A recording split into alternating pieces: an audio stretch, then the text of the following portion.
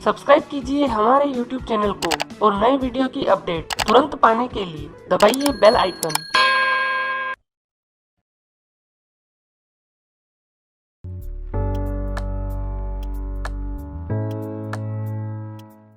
Hello दोस्तों, channel में आपका फिर से स्वागत है। रिवर्सल ट्रेडिंग सबसे प्रॉफिटेबल ट्रेडिंग स्ट्रैटेजीज में से एक हो सकती है जिसका आप उपयोग कर सकते हैं।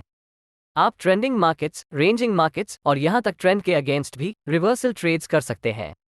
हमने इस प्राइस एक्शन कोर्स की 6th एपिसोड में रिवर्सल से संबंधित कॉन्सेप्ट्स पर चर्चा की है। रिवर्सल्स कैसे काम करते हैं, इसके बारे में बेसिक आइडियाज जानने के लिए उस वीडियो को देखें। हालांकि इस वीडियो में हम प्राइस एक्शन के संबंध में रिवर्सल ट्रेडिंग स्ट्रैटेजीज के बारे में बात करेंगे। रिवर्सल्स आमतौर पर ट्रेंड डायरेक्शन में चेंज से जुड़े बड़े प्राइस चेंजेस को रिप्रेजेंट करता है।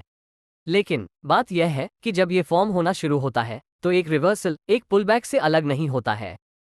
उनके बीच मुख्य अंतर यह है कि एक रिवर्सल कंटिन्यू रहता है और एक नया ट्रेंड बनाता है, जबकि एक पुलबैक एंड होता है और फिर प्राइस ट्रेंडिंग डायरेक्शन में वापस जाने लगती है या बस प्राइस प्रीवियस ट्रेंड डायरेक्शन में जारी रहेगी। रिवर्सल्स इंट्राडे में होते हैं और काफी जल्दी होते हैं, लेकिन वे डेली, वीकली और मंथली टाइम फ्रेम्स में भी होते हैं। इसलिए रिवर्सल अलग अलग टाइम पीरियड्स पर होते हैं जो डिफरेंट ट्रेडर्स के लिए रेलेवेंट होते हैं।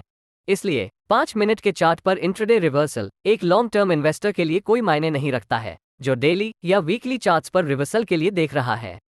फिर भी एक इंट्राडे ट्रेडर के लिए 5 मिनट का रिवर्सल बहुत इंपॉर्टेंट है। एक रिवर्सल ट्रेडर अनिवार्य रूप से एक काउंटर ट्रेंड ट्रेडर है जो एग्जिस्टिंग ट्रेंड या एग्जिस्टिंग मार्केट मोमेंटम के अगेंस्ट ट्रेड कर रहा है।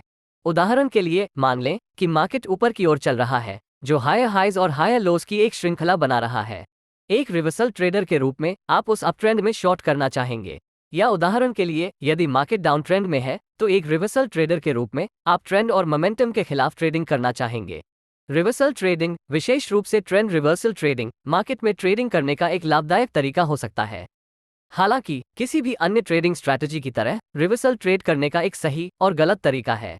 इससे पहले कि हम रिवर्सल ट्रेडिंग करने के सही तरीके के बारे में बात करें, पहले मैं समझाता हूं कि आपको मार्केट रिवर्सल्स का ट्रेड कैसे नहीं करना चाहिए, या बस मैं उन कॉमन मिस्टेक्स के बारे में बात करूंगा जो ट्रेडर्स रिवर्सल ट्रेडिंग करते समय करते हैं। पहला और सबसे महत्वपूर्ण पॉइंट, फॉलिंग नाइफ को कैच नहीं करना है। यदि आप यह नहीं जानते हैं कि कैचिंग ए फॉलिंग नाइफ क्या है, तो इसका मतलब है एक लॉन्ग ट्रेड लेने की कोशिश करना जब मार्केट क्रैश हो रहा है।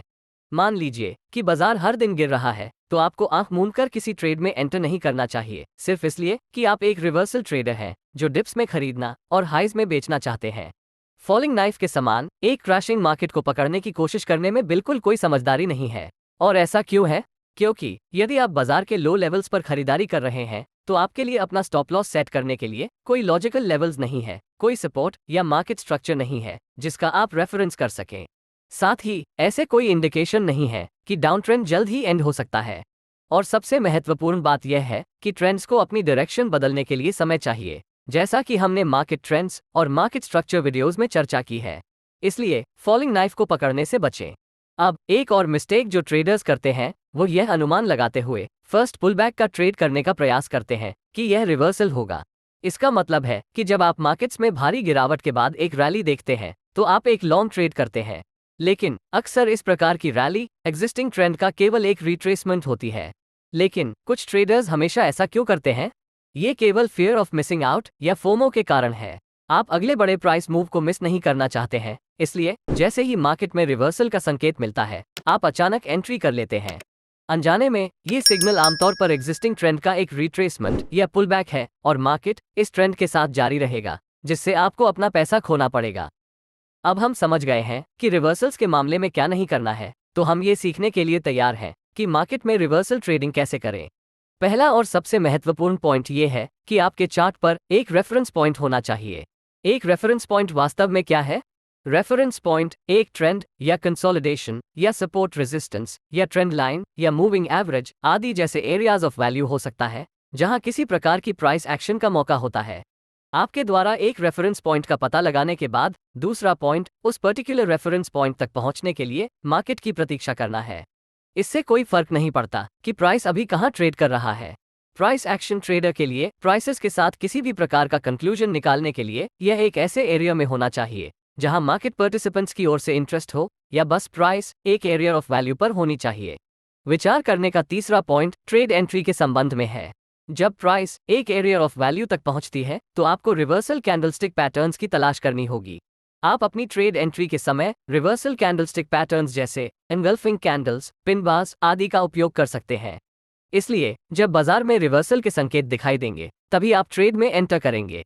हालांकि आप बहुत हाई प्राइसेस पर एंटर करने का रिस्क उठाते हैं जो आपके रिवॉर्ड टू रिस्क को कम कर सकता है, लेकिन यह आपको हाई विन रेट देता है। अब चौथा point proper stop loss setting करना है। जब स्टॉप लॉस की बात आती है तो आप इसे एक ऐसे लेवल पर रखना चाहते हैं जो आपके ट्रेडिंग सेटअप को इनवैलिड कर दे। इसका मतलब है कि यदि आपका स्टॉप लॉस हिट हो जाता है तो पैटर्न इनवैलिडेट हुआ है और अब ट्रेड में बने रहने का कोई कारण नहीं है। इसलिए आमतौर पर रिवर्सल कैंडलस्टिक्स के हाइज या लोस का उपयोग करके एरिया ऑफ वैल्यू के रेफरेंस में स्टॉप लॉस रखना एक अच्छा विचार है, जिससे हमारे ट्रेड्स को पुलबैक से बचाने के लिए पर्याप्त बफर स्पेस मिलता है। बफर स्पेस के लिए ATR इंडिकेटर का उपयोग करें या आपकी रिस्क एपेटाइट के आधार पर इसे सेट किया जा सकता है। विचार करने के लिए अंतिम पॉइंट एक कंजर्वेटिव प्रॉफिट टारगेट निर्धारित करना है। आपका एग्जिट्स आपके गोल्स पर निर्भर करता है। आप क्या हासिल करना चाहते हैं? या तो आप एक स्विंग कैप्चर करना चाहते हैं या एक ट्रेंड राइड करना चाहते हैं। यदि आप स्विंग कैप्चर करना चाहते हैं तो अपोजिंग प्रेशर आने से पहले आपको अपने ट्रेड से बाहर निकलना होगा। उदाहरण के लिए, यदि आपने मार्केट में एक लॉन्ग ट्रेड किया है तो आप अगले रेजिस्टेंस लेवल या स्विंग हाई से पहले अपने ट्रेड से बाहर निकलना चाहते हैं जहां सेलर्स आएंगे। दूसरी ओर, यदि आप एक ट्रेंड राइड करना चाहते हैं तो आप अपने स्टॉप लॉस को ट्रेल कर सकते हैं क्योंकि बाजार आपके फेवर में चलता है। उदाहरण के लिए, आप 20 पीरियड मूविंग एवरेज का उपयोग करके अपने स्टॉप लॉस को ट्रेल कर सकते हैं। अब हम जानते हैं कि रिवर्सल ट्रेड्स कैसे किया जाता है, तो मैं आपके साथ 3 टेक्निक्स को शेयर करने जा रहा हूं जो आपको मार्केट में रिवर्सल ट्रेड्स की पहचान करने में मदद कर सकती हैं। एक रिवर्सल ट्रेडर के रूप में आप स्मार्ट होना चाहिए कि आप कब अपने ट्रेड्स में एंटर करना चाहते हैं। तो अब हम शुरू करें। पहली strategy break of market structure है। हमने मार्केट स्ट्रक्चर वीडियो में मार्केट के विभिन्न फेजेस के बारे में बात की है और मार्केट ट्रेंड्स वीडियो से हम ये भी जानते हैं कि किसी पर्टिकुलर ट्रेंड टाइप की पहचान कैसे करें।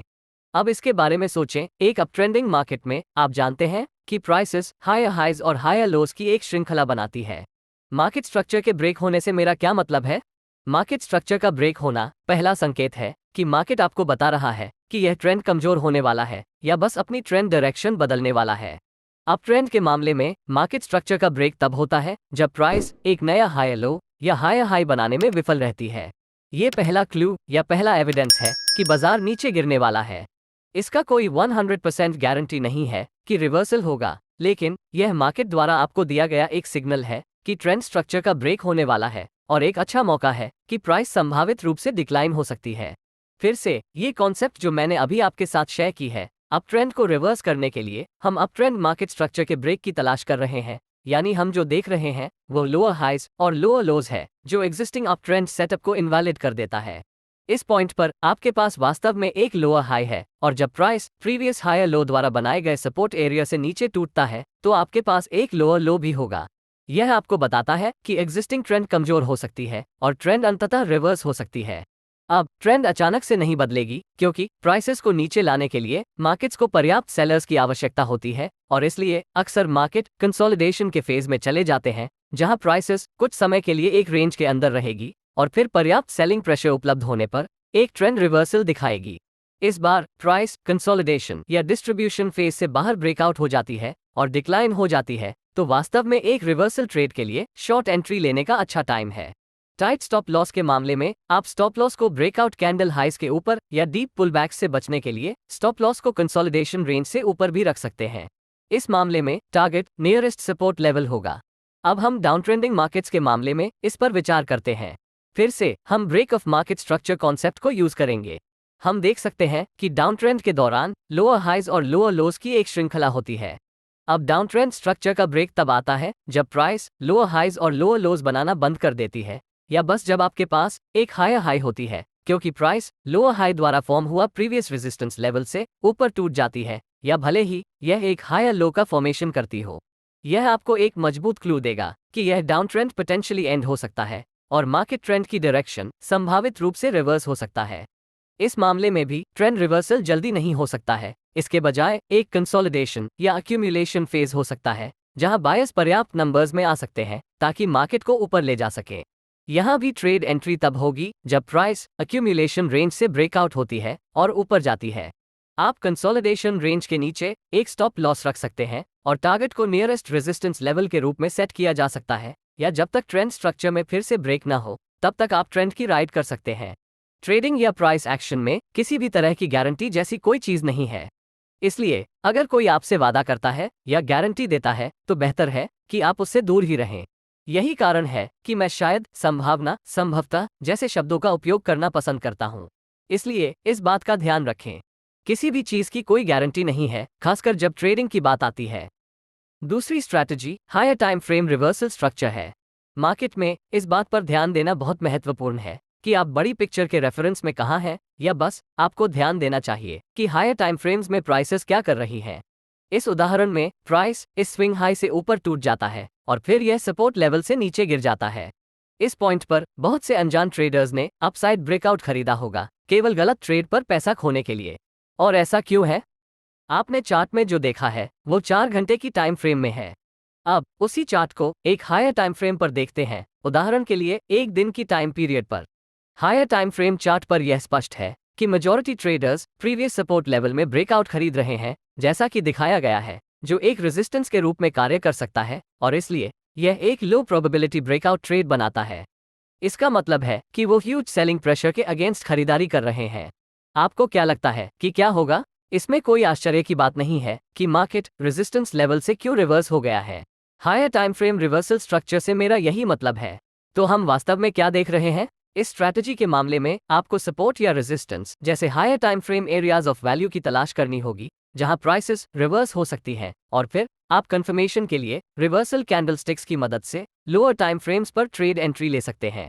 इस मामले में एक फॉल्स ब्रेकआउट था और आप अपने स्टॉप लॉस को लगाने के लिए इस फॉल्स ब्रेकआउट के हाई लेवल्स का लीवरेज उठा सकते हैं। अब तीसरी स्ट्रैटेजी जिसके बारे में हम चर्चा करेंगे वह है मूविंग एवरेजेस का उपयोग करना। आप रिवर्सल ट्रेडिंग के लिए मूविंग एवरेजेस का उपयोग कर सकते हैं। इस विशेष टेक्निक में हम पोजिशनल ट्रेडिंग पर्सपेक्टिव के साथ 100 SMA या 200 SMA जैसे लॉन्गर पीरियड्स के मूविंग एवरेजेस का उपयोग करेंगे। हम बेसिक कॉन्सेप्ट से जानते हैं कि अगर प्राइस 200 SMA से ऊपर है तो हमें ज्यादातर लॉन्ग ट्रेड्स लेने की कोशिश करनी चाहिए, और अगर कीमत 200 SMA से नीचे है तो मार्केट में शॉर्ट पोजीशंस लेने की कोशिश करें। इसका कारण वास्तव में काफी सिंपल है। यदि आप इसके बारे में सोचते हैं तो 200 पीरियड का मूविंग एवरेज आपकी टाइम फ्रेम के आधार पर प्रीवियस 200 कैंडल्स की क्लोजिंग प्राइसेस को समराइज करता है। यदि प्राइसेस अभी 200 SMA से ऊपर है तो यह आपको बता रही है कि प्राइस का ट्रेंड अप ट्रेंड है, और इसी तरह यदि प्राइसेस अभी 200 SMA से नीचे है तो यह आपको बता रही है कि प्राइस का ट्रेंड डाउन ट्रेंड है। आप जिस पर्टिकुलर चार्ट में ट्रेड कर रहे हैं उसके लॉन्ग टर्म ट्रेंड की पहचान करने के लिए यह एक आसान तरीका है। ये आप जिस चार्ट पर ट्रेड कर रहे हैं उसका लॉन्ग टर्म ट्रेंड क्यों है? ऐसा इसलिए है क्योंकि यह 5 मिनट की टाइम फ्रेम कैंडल्स का 200 मूविंग एवरेज हो सकता है। ये वास्तव में एक लॉन्ग टर्म ट्रेंड नहीं है क्योंकि यह 5 मिनट की टाइम फ्रेम है। इसी तरह ये डेली टाइम फ्रेम पर 200 मूविंग एवरेज हो सकता है, फिर यह एक बहुत लॉन्ग टर्म टाइम पीरियड है।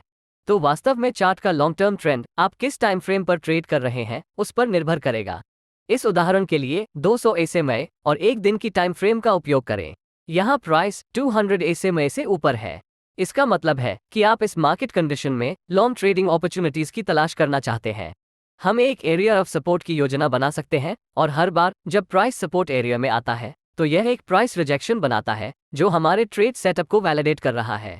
लेकिन ध्यान देने वाली मुख्य बात यह है कि प्राइस एक कंसोलिडेशन बना रहा है और इसने कई बार सपोर्ट लेवल का टेस्ट किया है, और आप जानते हैं कि एपिसोड 6 में सपोर्ट और रेजिस्टेंस के बारे में चर्चा की गई सिंपल कॉन्सेप्ट से इसका क्या मतलब है, और वास्तव में ऐसा ही हुआ। प्राइस सपोर्ट लेवल से ब्रेकआउट हो गई और यहां तक अच्छी मोमेंटम के साथ 200 SMA से नीचे चली गई। इन दोनों एरिया ऑफ वैल्यूज से किसी भी प्रकार की कोई प्राइस रिजेक्शन नहीं थी। अब आपके पास शॉर्ट बायस हो सकता है क्योंकि प्राइस 200 SMA से नीचे ट्रेड कर रही है, और आप मार्केट में शॉर्ट ट्रेड्स लेने के अवसरों की तलाश कर सकते हैं। इस तरह आप वास्तव में 200 SMA का उपयोग कर सकते हैं ये जानने के लिए कि आपको मार्केट में लॉन्ग होना चाहिए या शॉर्ट होना चाहिए। अपने बायस की पहचान करने के बाद सपोर्ट और रेजिस्टेंस जैसी मार्केट स्ट्रक्चर का रेफरेंस लें, या यहाँ तक 200 मूविंग एवरेज का उपयोग उस एरिया ऑफ वैल्यू की पहचान करने के लिए करें जिससे आप ट्रेड करना चाहते हैं। और कभी कभी प्राइस 200 SMA का टेस्ट करेगी, जो रेजिस्टेंस का एरिया है। और अगर यह हाइस के ऊपर एक फॉल्स ब्रेकआउट साबित होता है तो हम रिवर्सल कैंडलस्टिक पैटर्न की मदद से नीचे की ओर एक रिवर्सल ट्रेड ले सकते हैं। वैसे भी 200 SMA ट्रेंड रिवर्सल की पहचान करने और ट्रेंड के राइट साइड पर ट्रेड करने में आपकी मदद करते हैं। अब ये कुछ तकनीकें हैं जिन्हें आप अपना सकते हैं और मार्केट कंडीशंस में बैकटेस्ट करके जांच सकते हैं कि क्या वे आपके लिए काम करते हैं। और यदि ऐसा होता है तो एंट्री और एग्जिट्स का निर्णय आपकी रिस्क एपेटाइट और पेशेंस के आधार पर किया जा सकता है। इस वीडियो के लिए इतना ही। अगर आपने आज कुछ नया सीखा है तो कृपया वीडियो को लाइक करें और आने वाले वीडियो कोर्सेज के लिए चैनल को सब्सक्राइब करें। मैं आप लोगों को अगले एपिसोड में देखूंगा।